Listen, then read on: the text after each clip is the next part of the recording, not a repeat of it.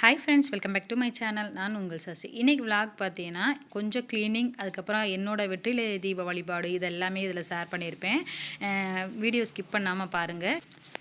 பாப்பா வந்து ஸ்கூலுக்கு அனுப்புனதுக்கப்புறம் என்னோடய வேலையெல்லாம் நான் ஸ்டார்ட் பண்ணுவேன். அது வரைக்கும் பார்த்திங்கன்னா எந்த வேலையுமே நான் வந்து பார்க்க மாட்டேன். அதாவது சமையல் வேலை, டிஃபன் வேலை, அதாவது லஞ்ச் அண்ட் டிஃபன் 2 வேலை மட்டும்தான் வந்து மெயினாக காலையில் எந்திரிச்சதுலேருந்து பாப்பா போகிற வரைக்கும் கரெக்டாக இருக்கும். அந்த டைம் எனக்கு 6 to 8:30, அதாவது 8:30 இல்லை 8 மணி வரைக்கும் எனக்கு அந்த வேலை வந்து கரெக்டாக இருக்கும். அதுக்கப்புறம் வந்து இதெல்லாம் செஞ்சு முடிச்சதுக்கப்புறம் அவளுக்கு லஞ்ச் பேக் பண்ணுறது, என் ஹஸ்பண்டுக்கு லஞ்ச் பேக் பண்ணுறது, இந்த வேலையெல்லாம் வந்து நான் பார்ப்பேன். அவள் வந்து ஸ்கூலுக்கு அனுப்புனதுக்கப்புறம் தான் நான் வந்து குளிக்க போவேன். குளிச்சுட்டு வந்து தான் மற்ற வேலை எல்லாமே ஸ்டார்ட் பண்ணுவேன். 10 மணி, அதாவது 9:30லேருந்து 10 மணிக்குள்ளே என் ஹஸ்பண்ட் வந்து கிளம்பிடுவாங்க. அதுக்கு இடையில் பார்த்தீங்கன்னா பாப்பாவுக்கு ஸ்கூலுக்கு அனுப்புனதுக்கப்புறம் நான் குளிச்சுட்டு வந்துட்டேன்னா என் ஹஸ்பண்ட் வந்ததுக்கப்புறம் நானும் என் ஹஸ்பண்டுக்கும் சேர்ந்து ஒரு கோயிலுக்கு வந்து போயிட்டு வந்துடும். இப்போ வந்து ரெகுலராக என்னால் கோயிலுக்கு வந்து போக முடியல. நான் முந்தின விழாக்களையெல்லாம் நான் சொல்லியிருப்பேன். ஒரு 1 இயராக பார்த்தீங்கன்னா டெய்லியே நான் கோயிலுக்கு போயிட்டு இருந்தேன். சண்டே தவிர மற்ற எல்லா நாளும் போயிட்டு. இப்போ வந்து நான் முதல்ல சொன்ன மாதிரி எங்கள் மாமியாருக்கு உடம்பு சரியில்லை. அதனால் வீட்டில் ஒரு ஆள் வந்து இருந்து பார்க்க வேண்டிய சூழ்நிலை இருக்கிறதுனால என்னால் தொடர்ச்சியாக வெளியில் வந்து, அதாவது கோயிலுக்கு வந்து போக முடியலை. வெளியிலேன்னு சொல்லலாம், ஆக்சுவலாக வெளியில் எங்கேயுமே போக முடியல. நான் போகிற டைம் பார்த்திங்கன்னா இங்கே யாராவது, அதாவது எங்கள் அண்ணி யாராவது இருந்தால் மட்டும்தான் நான் வந்து வெளியில் போக முடியும். அப்படி இல்லாமல் அவங்கள தனியாக விட்டுட்டு நான் வந்து போக முடியாது. அதனாலேயே நான் இப்போ கோயிலுக்கு போகிறத வெள்ளி செவ்வாய் மட்டும் வந்து மாற்றி வச்சுக்கிட்டேன். முடிஞ்ச வரைக்கும் அந்த 2 நாளாவது நம்ம வந்து போய் விளக்கு போட்டு வரலாம் அப்படின்ட்டு அந்த வேலையை தான் வந்து செய்வேன். அதை வந்து போட்டுட்டு வந்துட்டு தான் அதுக்கப்புறம் டிஃபன் சாப்பிட்ற வேலை. டிஃபன் சாப்பிட்டு முடிச்சுட்டு மற்றபடி என்னுடைய ரொட்டீன். டிஃபன் சாப்பிட்டு முடிச்சதுக்கப்புறம் என் ஹஸ்பண்ட் வந்து அவங்க லஞ்ச் எடுத்துகிட்டு அவங்க கிளம்பிடுவாங்க. அதுக்கப்புறம் என்னோடய ரொட்டீன் வந்து இந்த மாதிரி தான் இருக்கும். அதாவது இதே மாதிரி ரெகுலராக இருக்கும்னு சொல்ல முடியாது. இந்த மாதிரி சில சமயங்களில் என்னென்ன வேலையெல்லாம் வந்து உண்டோ அதெல்லாம் நான் கொஞ்சம் பார்த்து வச்சுக்குவேன். இவங்க எல்லாத்தையுமே அனுப்புனதுக்கப்புறம் மெய்டு வருவாங்க இல்லையா, அது ஒரு 10:30க்கு மேலே 12 மணிக்குள்ளே எப்போ வேணாலும் வருவாங்க. அதனால முதல்ல பாத்திரத்தெல்லாம் அள்ளி போட்டுட்டு கிச்சன் கவுண்டர் டாப் எல்லாமே க்ளீன் பண்ணி முடிச்சிடலான்னு சொல்லி அது எல்லாமே க்ளீன் பண்ணி முடிச்சிட்டேன்.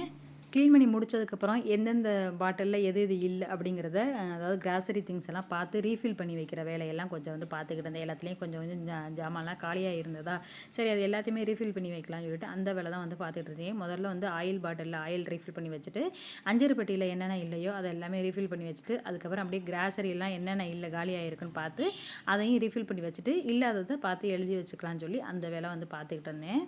நான் போன மாதமே பார்த்திங்கன்னா 2 தடவை கிராசரி வந்து வாங்கிட்டேன். ஏன்னா எங்கள் வீட்டில் கொஞ்சம் ஆளுகள்லாம் கொஞ்சம் நிறைய இருந்தாக்காட்டி ஜாமான் வந்து கொஞ்சம் கூட வாங்குற மாதிரி ஆயிடுச்சு. அதனால் அந்த ஜாமான்லாம் கொஞ்சம் கொஞ்சம் பேலன்ஸ் மிச்சம் இருந்தாக்காட்டி அதெல்லாம் வந்து ரீஃபில் பண்ணி வச்சுக்கிட்டு இருக்கேன். துவரம் பருப்புலாம் பார்த்தீங்கன்னா ரேஷனில் போகிற பருப்பையும் நல்ல பருப்பையும் கலந்து நான் மிக்ஸ் பண்ணி வந்து வச்சுருவேன். அதை தான் வந்து ரெகுலராக யூஸ் பண்ணுவேன்.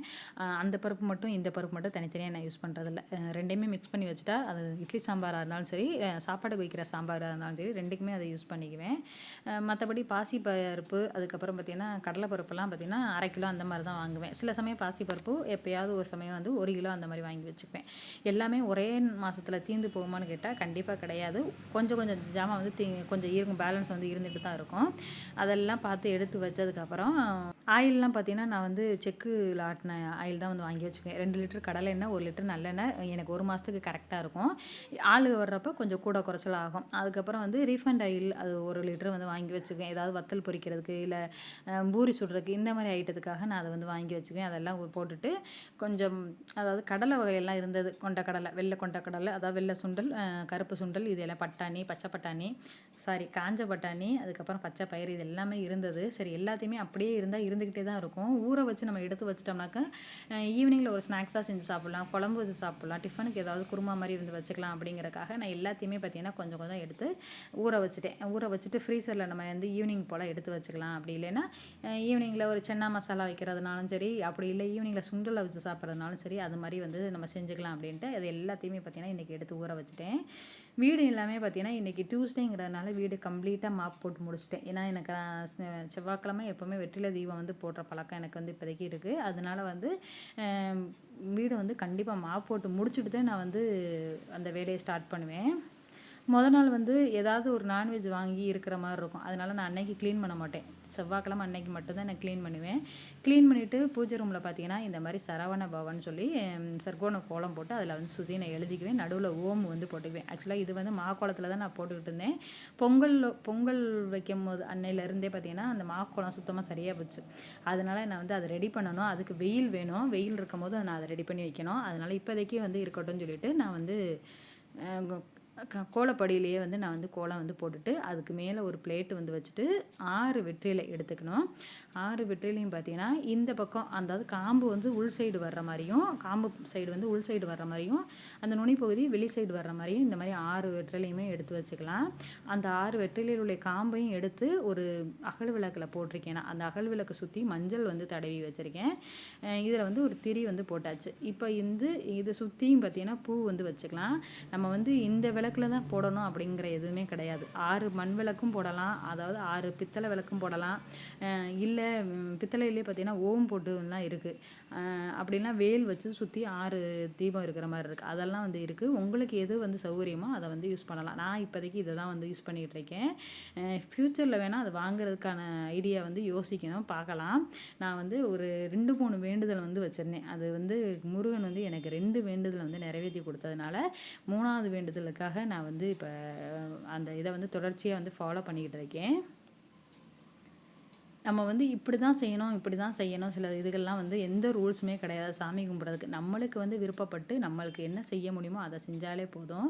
ஆனால் இந்த செவ்வாய்க்கிழமையில் இந்த வெற்றிலை தீபம் போடுறது எனக்கு வந்து கரெக்டாக இருந்தது. அதனால தான் நான் இதை வந்து ஃபாலோ பண்ணுறேன். அதனால் உங்களுக்கும் நான் ஷேர் பண்ணிக்கிறேன்.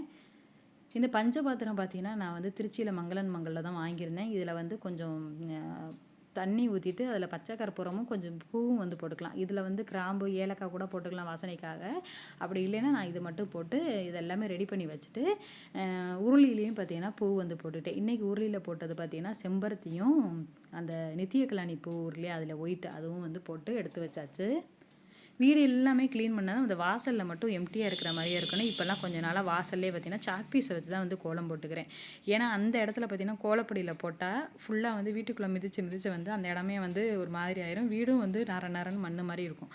அதனால அந்த இடத்துல சாக் பீஸை வச்சு நான் வந்து கோலம் போட்டுக்கிட்டேன். மீஷோவில் ஒரு வாரத்துக்கு முன்னாடி இதை நான் வந்து ஆர்டர் பண்ணியிருந்தேன். இது ஆக்சுவலாக பார்த்தீங்கன்னா அதாவது பூஜை கபோர்டில் வைக்கிறதுக்காக நான் இதை வந்து வாங்கியிருந்தேன். நம்ம எல்லா ஜாமானும் வெளியில் வாங்கி வைக்க முடியாது இல்லையா? அதனால் நம்மளுக்கு பிடிச்ச மாதிரி சில ஐட்டத்தை நான் இந்த மாதிரி வந்து மீஷோவில் தான் ஆர்டர் பண்ணியிருந்தேன். விபூதி குங்குமம் போட்டு வைக்கிறதுக்காக தான் இதை வந்து வாங்கியிருந்தேன். நான் ஆக்சுவலாக இந்த விபூதியும் குங்குமம் இந்த மாதிரி டப்பாவில் தான் நான் வந்து வச்சுருக்கேன் இவ்வளோ நாளாக. சரி, அதுக்கு ஒரு இது வந்து நான் பார்த்துக்கிட்டு இருந்தேன். அது கரெக்டாக வந்து இதை எனக்கு வந்து இருந்தது, அவுட் ஆஃப் ஸ்டாக்லேயே இருந்தது இவ்வளோ நாள். இப்போ தான் வந்து எனக்கு கிடச்சதுங்கிறக்காக நான் இதை வந்து வாங்கியிருந்தேன். இதோட ப்ரைஸ், இதோட கோடு எல்லாமே இது கோடு வந்து கீழே கொடுக்குறேன். ப்ரைஸ் வந்தீங்கன்னா 281 அந்த ரேட்டு தான் இருந்தது. ரொம்ப நல்லா இருந்தது, எனக்கு ரொம்ப பிடிச்சிருந்தது. வெள்ளி மாதிரியே இருந்தது பார்க்குறதுக்கும். ஆனால் இப்போ தான் வாங்கியிருக்கேன். கருத்து போகுமா என்னன்னு தெரில. ஃப்யூச்சரில் வந்து எப்படி ஆகுது அப்படிங்கிறத நான் ஃப்யூச்சரில் போடக்கூடிய வீடியோவில் வந்து நான் காமிக்கிறேன். பூஜை பண்ணுறதுக்கு எல்லாமே நான் ரெடி பண்ணி வச்சுட்டேன். நான் பண்ணுறக்கூடிய வந்து அதாவது இந்த செவ்வாய்க்கிழமை ஏற்றக்கூடிய வெற்றிலை தீபத்துக்கு 3 டைம் வந்து இருக்குது. அதாவது ஓரை நேரத்தில் செவ்வாய் ஓரையில் தான் வந்து ஏற்றணும். அது வந்து காலையில் 6 to 7, மதியம் 1 to 2, அதுக்கப்புறம் ஈவினிங் வந்து 8 to 9, அதாவது நைட்டு 8 to 9. இந்த 3 டயத்தில் நான் உங்களுக்கு எந்த டைம் வந்து ஒத்து வருமோ அந்த டயத்தில் நீங்கள் ஏற்றிக்கலாம். எனக்கு பெரும்பாலும் பார்த்தீங்கன்னா இந்த மதியானம் 1 to 2 அது வந்து கம்ஃபர்டபுளாக இருக்கும். அதனால் பெரும்பாலும் நான் அந்த டயத்துக்கு மட்டும்தான் வந்து வெற்றிலை தீபம் வந்து போடுவேன். நான் போட ஆரம்பித்ததுலேருந்து அந்த டயத்தில் தான் வந்து போட்டுக்கிட்டு இருக்கேன். ஏன் அப்படின்னா அந்த டயத்தில் தான் போடணும். காலையில் போடுறதுக்கு எனக்கு வாய்ப்பு இல்லை. ஏன்னா பூஜை ரூம் தனியாக இருந்துச்சுன்னா அதை வந்து நான் செய்யலாம். பூஜை ரூம் எனக்கு வந்து ஹால்லே இருக்கிறனால நான் வந்து அது தனியாக செய்ய முடியாதுங்கிறக்காக அதை முடியல. நைட்டு வந்து ரொம்ப டைம் ஆயிடுது, அதுக்குன்னு டயத்தை ஒதுக்கி பண்ண முடியலை அப்படிங்கிற மாதிரி இருந்தது. அதனால இது வந்து எனக்கு கரெக்டாக இருந்தங்காட்டி நான் வந்து வெற்றிலை தீபத்தை வந்து நான் ஏற்றிட்டேன். எல்லாமே ரெடி பண்ணி வச்சுட்டோம்னாக்க 1:30க்கு வந்து டான்னு வந்து நான் விளக்கை ஏற்றிடுவேன். ஏற்றிட்டு அதுக்கப்புறம் பார்த்தீங்கன்னா அதாவது பூஜை ரூமில் உள்ள விளக்கும் ஏற்றிட்டு வெற்றிலை தீபமும் ஏற்றிட்டு பிரசாதத்துக்கு வந்து பார்த்திங்கன்னா நான் எதுவும் செய்யலை. நீங்கள் விருப்பப்பட்டால் என்ன வேணாலும் செஞ்சு வைக்கலாம். நான் வந்து இன்றைக்கி வந்து வீட்டில் உள்ள நட்ஸு வந்து ஏதாவது வச்சுக்கலாம், இல்லைன்னா கிறிஸ்மஸ் பழம் இருந்தது அதை வச்சுக்கலாம்னு சொல்லி அதை வச்சு தான் பூஜை வந்து பண்ணேன். விளக்கு ஏற்றி முடித்த கையோட கந்தசஷ்டி கவசம் தான் ரெகுலராக வந்து படிக்கிறது. வீட்டில் வந்து அதாவது மொபைலில் போட்டு விட்டுட்டு அதோடு சேர்ந்து நானும் வந்து பாடுவேன். இன்றைக்கி மொபைலில் தான் நான் வந்து வீடியோ எடுக்கிறனால எனக்கு தெரிஞ்சதை நான் வந்து பாடிக்கிட்டு இருந்தேன். 1:30 மணிக்கு கந்த சஷ்டி கவசம் போட ஆரம்பித்தேன்னா 2 மணி வரையும் எனக்கு கந்த சஷ்டி கவசம் பாடி முடிக்க டைம் ஆகும். அதுக்கப்புறம் சாமியெல்லாம் கும்பிட்டு முடிச்சதுக்கப்புறம் இந்த சாக் பீஸில் போட்டிருந்த கோலம் பார்த்திங்கன்னா நல்லா காஞ்சிருந்தது, பார்க்குறதுக்குமே நல்லா இருந்தது. அப்படியே நிலவாசல்லையும் ஒரு கோலத்தை போட்டுட்டு ஊர்லேயும் பார்த்திங்கன்னா வாசலில் வந்து வச்சாச்சு. அது பார்க்குறதுக்குமே ரொம்ப நல்லா இருந்தது. இதெல்லாம் போட்டு முடிச்சதுக்கப்புறம் தான் லஞ்ச் வந்து சாப்பிட வருவேன். ஒரு 2:15 கிட்ட ஆயிரும் லஞ்சு சாப்பிட வரையில். இன்றைக்கி சிம்பிளான லஞ்சு தான். சாம்பாரும் பீட்ரூட் மசால் கொஞ்சம் துவையல் வந்து அரைச்சிருந்தேன். லஞ்செல்லாம் சாப்பிட்டுட்டு ஒரு 1 hour ரெஸ்ட் எடுத்துகிட்டு என் ஹஸ்பண்ட் வந்து நேற்று வந்து பழம் வாங்கிட்டு வந்திருந்தாங்களா, சரி அதை வந்து கட் பண்ணி வச்சுட்டா பாப்பா வந்து சாப்பிடுவான்னு சொல்லிட்டு அதை கட் பண்ணி வச்சுட்டு அப்படியே சைடில் வந்து டீயும் வந்து போட்டு வச்சுட்டேன். பாப்பா வர டைம் ஆயிடுச்சுங்கிறனால எல்லாமே ரெடி பண்ணி எடுத்து வச்சாச்சு. அவளுக்கு டீ போட்டு வச்சுட்டு நானும் வந்து பார்த்திங்கன்னா டீயை வந்து கொஞ்சம் ரிலாக்ஸாக வந்து குடிச்சிக்கிட்டு இருந்தேன். அவளும் ஸ்கூல்லேருந்து வந்துட்டா. வரும்போதே பார்த்திங்கன்னா இன்றைக்கி வந்து ஸ்நாக்ஸ் வந்து நிறைய வாங்கிட்டு வந்து நேற்று ஃப்ரூட்ஸ் வந்து வாங்கிட்டு வந்துருந்தாங்க. இன்றைக்கி வந்து ஸ்நாக்ஸை வாங்கிட்டு வந்துட்டா. இந்த ஸ்நாக்ஸ் வந்து எனக்கு வந்து பிடிக்காது. தேங்காய் பன்னு சில கடையில் வந்து தில் பசந்துன்னு சொல்லுவாங்க. எனக்கு வந்து பிடிக்காது. பாப்பாவுக்கு ரொம்ப பிடிக்கும். அதனால் வாங்கிட்டு வந்தா. இதோடு இந்த விலாகை நான் முடிச்சுக்கிறேன். நெக்ஸ்ட் வீடியோவில் மீட் பண்ணலாம்.